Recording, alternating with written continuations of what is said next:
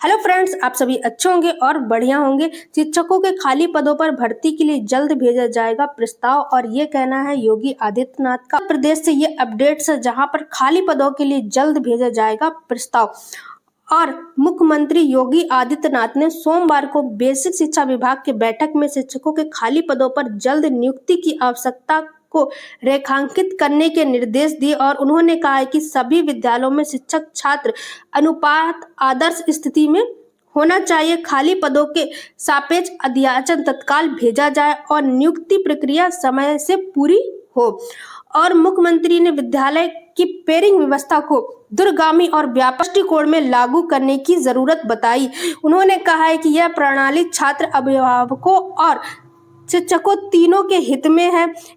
इसमें से न केवल संसाधनों को बेहतर उपयोग होगा बल्कि शिक्षा की गुणवत्ता में भी सुधार हो सकेगा। उन्होंने जिन विद्यालयों में 50 से अधिक छात्र पढ़ रहे हैं उन विद्यालय या उन स्वतंत्र विद्यालयों को रूप से चलाने के निर्देश दिए, और उन्हें पेयरिंग के बाद खाली हुए विद्यालयों में भवनों के बाल वाटिका, प्री प्राइमरी स्कूल चलाने के लिए भी कहा गया। इन भवनों में आंगनवाड़ी केंद्र को स्थगित किया जाएगा ताकि शिशु शिक्षा का सुधार यहाँ पर हो सके। और मुख्यमंत्री ने कहा कि 6 से 14 साल तक के सभी बच्चों को विद्यालय से वंचित नहीं करना चाहिए। विद्यालय में सुनिश्चित कराएं कि स्कूल चलो अभियान के प्रभावी ढंग से लागू करें। उन्होंने कहा है कि निर्देश दिए हैं कि विद्यालयों में आधारभूत संरचना की कमी है या अविलंब संसाधनों की आपूर्ति सुनिश्चित की जाए।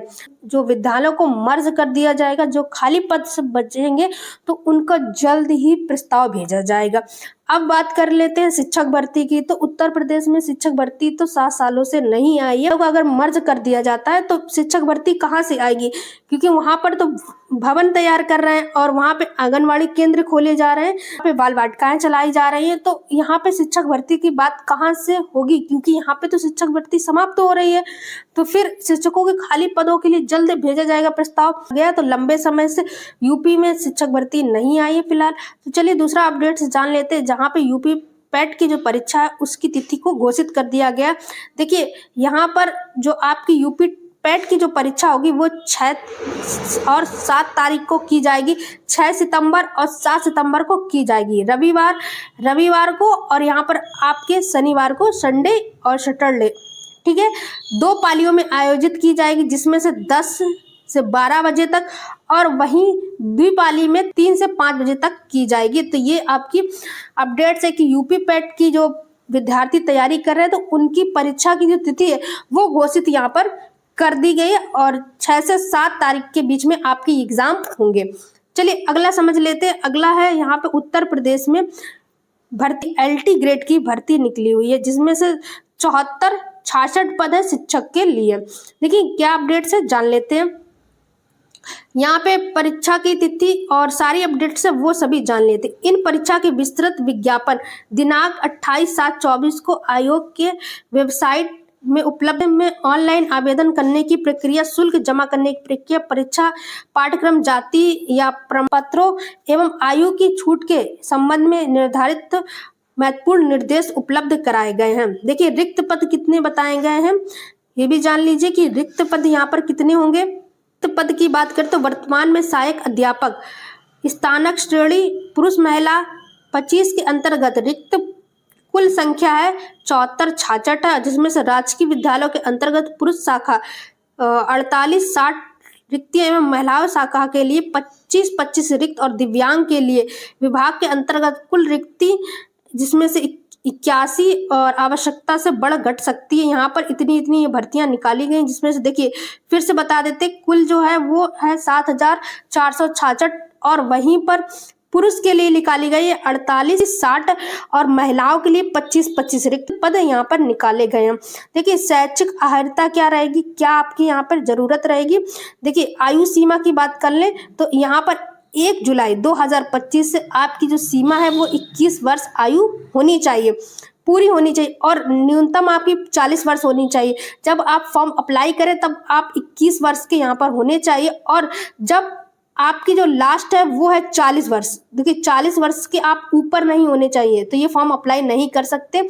अधिक आयु का नहीं होना चाहिए, अर्थात उनका जन्म जुलाई 1985 से पूर्व तथा 1 जुलाई 2000 4 के बाद नहीं होना चाहिए।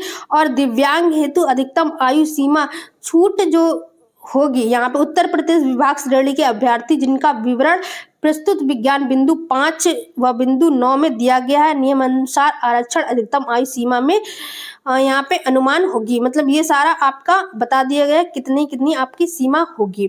ठीक है, उसके बाद यहाँ पे जान लेते हैं ऑनलाइन आवेदन कब से प्रारंभ होंगे। तो ऑनलाइन आवेदन होंगे 28/7/2025 से। ठीक है, आपके जुलाई से चालू होंगे। और ऑनलाइन परीक्षा शुल्क बैंक में जमा करने की ऑनलाइन स्वीकार की जाने वाली अंतिम तिथि होगी 28 अगस्त से आपके ये हो गए कंप्लीट।